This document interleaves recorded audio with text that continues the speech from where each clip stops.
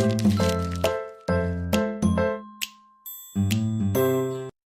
everyone, this is BoardFam, and today I'm showing you the Huawei Mate 8. So this is a beautiful 6-inch display smartphone slash phablet, if you would like to call it that.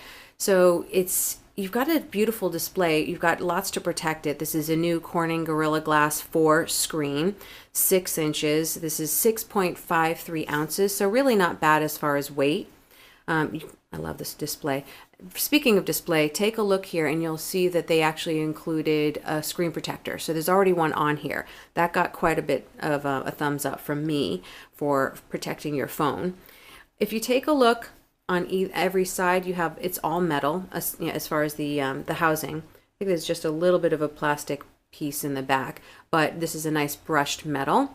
So on this side, you'll see the little tray. This is a dual SIM tray. So this is a quad band device, 2 levels of GSM and HSPDA and LTE. So it can cover multiple countries. There are 2 slots, so that means you've got the primary SIM card slot and secondary. It will default to the first at 4G and then drop down. That second slot can be used for a memory card instead. So if you don't have the need for the dual SIM, and I'm dating myself here, it's reminding me of when there used to be able to do dual NAM on phones. But you can use that for memory. So if you're not getting a larger device, a larger capacity device, you can add memory. If you take a look, we have your standard headset port, and then the side you have the volume buttons and then the power. And then at the bottom you have the speakers. The speakers, which I did see a couple of comments, people would have liked the speakers in a different place. That's feedback from a few spots I saw.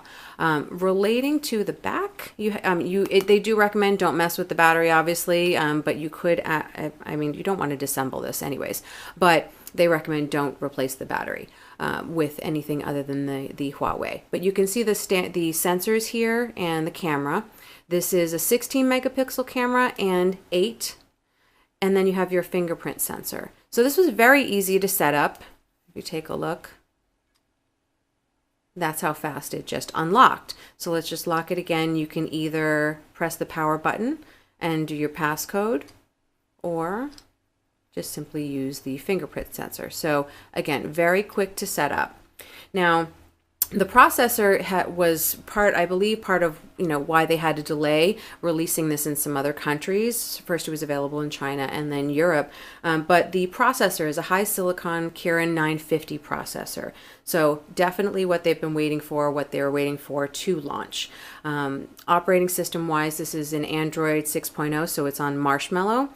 I loved the fact that it automatically loaded the icons that had saved. So if you take a look, instead of having to go back into Google Play once you've logged in your account and downloading each and every app, here we go. My frequently used apps, which shows me how much I actually use, they were already loaded. So all I do need to do is go into each one and log them in. So not any big deal. It does actually give you a little bit of a refresher to see what you really need to keep using and what you don't. So I think I use too much. That's probably why I eat up battery. But again, leading to battery, this is a 4,000 milliamp battery. So quite the hefty battery. Love it. And you need it. You need it when you have, quite a bit of camera taking, music options. The speakers were great, by the way, when I was listening to music.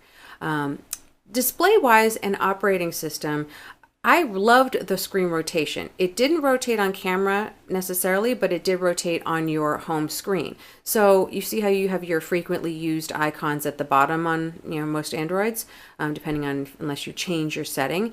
But if you take a look and scroll each direction, would help if I keep that unlocked. Here we go. Turn it to the left. You still have your frequently used apps, very handy and in view.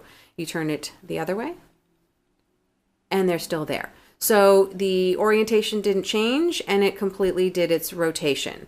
If you take a look at camera, let's get this back upside down, right side up. Here we go. If you go to camera and you were about to take a photo, your shutter side does not change, however. So this stays on the right regardless of which direction you're turning. So it's, oh, actually, yeah, it stays on that side. So, you know, if I'm going to take a picture here and I'm left-handed or right-handed, you are flipping it around and taking accordingly.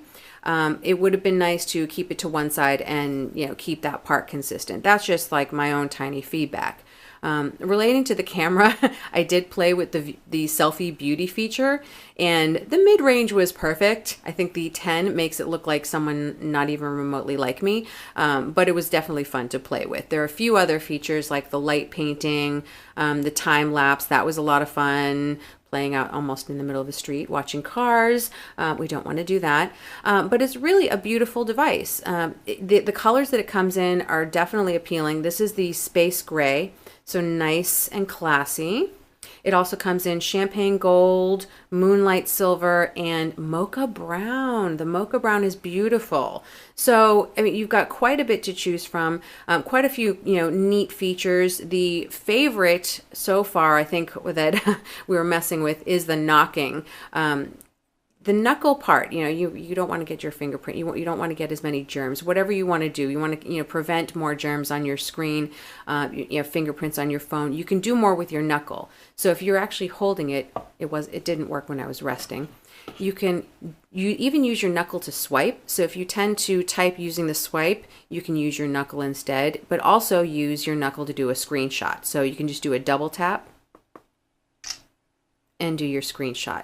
So more things that you can do without necessarily having to fiddle around as much, the better.